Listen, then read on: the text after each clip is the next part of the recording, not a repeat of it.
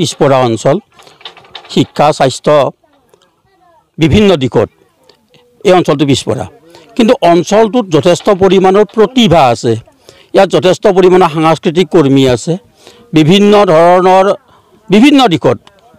খেলাকে আদি কৰি বিভিন্ন ধৰণৰ প্ৰতিভা সম্পন্ন ইয়াত ব্যক্তি আছে ল'ৰা ছোৱালী আছে এই প্ৰতিভা সম্পন্ন সুপ্ত প্ৰতিভাখিনি উলিয়াই আনি অসমবাসীৰ মাজত কি ধৰণে ইয়াক প্ৰতিষ্ঠা কৰিব পৰা যায় তাৰ প্ৰয়াস হিচাপে আমি প্ৰথমবাৰৰ বাবে এই কাৱৈমাৰী ২ নং ব্লকত নৱগঠিত বজালী জিলাৰ দক্ষিণ প্ৰান্তত আমি এই অনুষ্ঠানটো উদযাপন কৰাৰ এটা প্ৰয়াস কৰিছোঁ স্বাভাৱিকতে এইটো এটা ভাৰতবৰ্ষ এখন বিশাল দেশ যিখন দেশত ১৬-২৫টা ভাষা কোৱা মানুহ আছে আৰু আমাৰ এই অঞ্চলটো তাৰ পিছপৰা নহয় আমাৰ এই অঞ্চলত মোটামুটিকৈ ৬টা ভাষাভাষী মানুহ আছে এই ৬টা ভাষাভাষীৰ মানুহ আমি সমন্বয়ৰ মাজেদি বালাপাৰাত আমি বসবাস কৰি আছোঁ আৰু এই আটাইবিলাক মানুহৰ মাজত এটা সমন্বয় স্থাপন কৰি বালাপাৰাৰ এই ২ নং ব্লকৰ পৰা গোটেই ভাৰতবৰ্ষতে এটা সমন্বয়ৰ বাৰ্তা বিলাই দিয়াৰ প্ৰয়াস কৰা এটা অংশ হিচাপেও আমি এই অনুষ্ঠানটো ইয়াত উদযাপন কৰিবলৈ লৈছোঁ আশা ৰাখিছোঁ আপোনালোক যিবিলাক সংবাদকৰ্মী আছে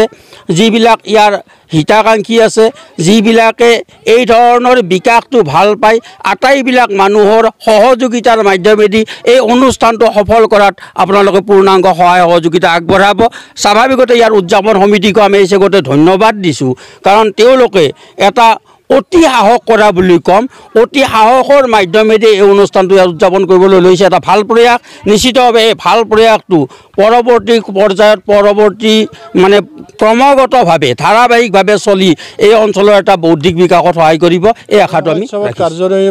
কাৰ্যসূচী মানে 5 দিনীয়া আমাৰ মহোৎসৱ পালন কৰা হ'ব ইয়াত আজি নাগাৰানাম আছে আমাৰ নাগাৰামৰ আজি আৰম্ভ হ'ব 7টা বজাত অহাকালি আছে আমাৰ সাংস্কৃতিক অনুষ্ঠান নেক্সট দিনা আছে যাত্ৰা দল আকৌ এনেধৰণে আমাৰ কাৰ্যসূচীবিলাক চলি আছে আমি আচলতে সৌভাগ্য বুলি ক'ব লাগিব এই অঞ্চলৰ কেইজনমান সচেতক নাগৰিকে চিন্তা চৰ্চা কৰি বালাপাৰা মহোৎসৱৰ যি জন্ম দিলে আমি তেওঁলোকক ধন্যবাদ জনাইছোঁ লগতে অসমবাসীৰ লগতে ভাৰতবাসীৰ এই সুযোগতে ঈদৰ মই শুভেচ্ছা জনাইছোঁ আমি ইয়াত জাতি জনগোষ্ঠীৰ মাজেৰে আমি ইয়াত বসবাস কৰোঁ আমি পিছপৰা অঞ্চল আৰু ইয়াত এটা উদ্দেশ্য আছে মই মেডিকেলৰ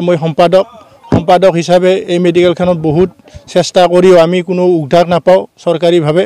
যে এইবাৰ আমি এটা প্ৰতিবন্ধ এই ফিল্ডত পাতিছোঁ এইটোৱে উদ্দেশ্য যে মেডিকেলখন চৰকাৰীকৰণ হ'ব লাগে আমি এই ধৰণেই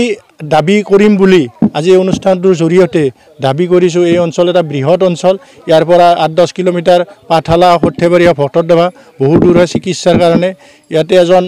আমাৰ ফাৰ্মাচিষ্ট আছিলে 2008 চনৰ পৰা তেওঁকো ডেপুটেশ্যনৰ পৰা লৈ গ'ল তাৰ কাৰণে আমি বিভিন্ন ADC DC বৰপেটা আমি গৈছোঁ কিন্তু কোনো সুফল পোৱা নাই গতিকে ইয়াৰ জৰিয়তে আমাক সেই বাইদেউজনী দিয়াৰ লগতে মেডিকেলখন পূৰ্ণাংগ চৰকাৰীভাৱে চৰকাৰীকৰণ কৰিব লাগে মই কৰ্তৃপক্ষ স্বাস্থ্যমন্ত্ৰী তথা অসমৰ মুখ্যমন্ত্ৰী মহোদয়ক কৰজোৰে এই অঞ্চলৰ হৈ অনুৰোধ কৰিছোঁ আৰু এই অনুষ্ঠানটোৰ সকলোৰ সহায় সহযোগিতা আমি কৰি সুন্দৰভাৱে পৰিচালনা কৰাৰ বাবে আমি প্ৰয়াস কৰিছোঁ আমি চবৰে ওচৰত অনুৰোধ ৰাখিছোঁ।